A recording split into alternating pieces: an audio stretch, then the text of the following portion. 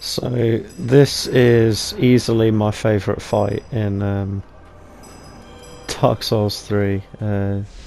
Like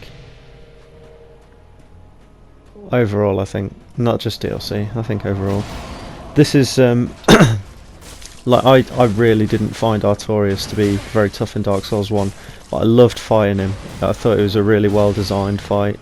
But this guy is just like it's just him on crack, isn't it? Like, this is the Super Saiyan variant of Artorias. It's everything he could have been. First things first, absolutely obscene health ball. I think I went. I had to like look in like ways to do damage, because you should have seen how little I was doing with like my lightning longsword. It just wasn't cutting it.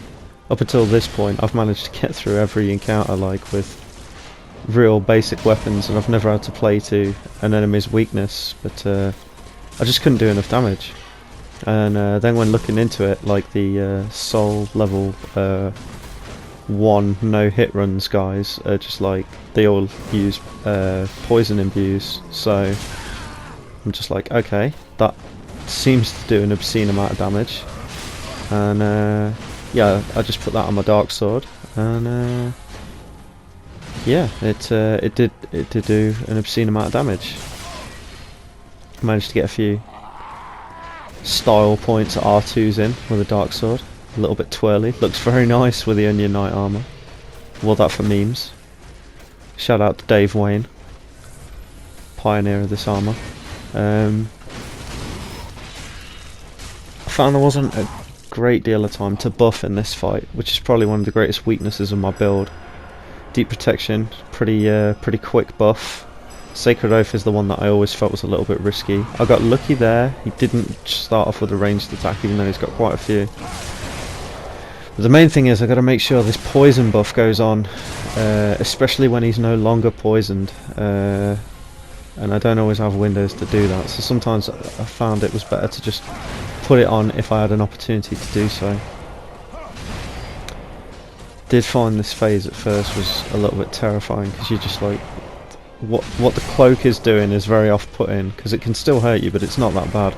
You are still trying to dodge the sword, really. I mean, your best case scenario, you don't take any damage, but you've absolutely got to dodge the sword.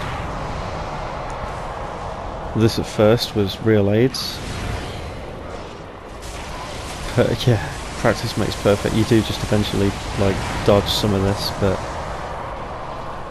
at first when he's coming at you, it's like all you're thinking about is, oh, how can I dodge this while still fighting? But it's just a case of just backing away. Like, you've just got to give yourself room to deal with that AoE before you can launch a counter attack.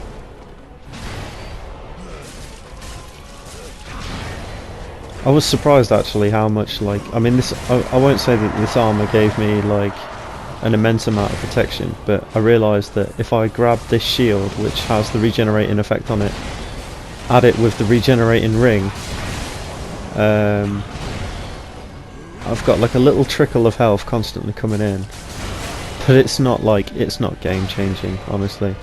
But all it has to do though is save you from like one attack from like killing you. You only have to be 1 HP to survive, but sometimes it makes all the difference. And you'll notice, like, very rare, like, is my health all the way back up to full. That means that the regenerating effect is constantly working throughout the whole fight. And if you like tally up how much time I've been in the fight and think about 4 health per second, it's probably got me like a few hundred health back, so it's probably been pretty decent towards the end.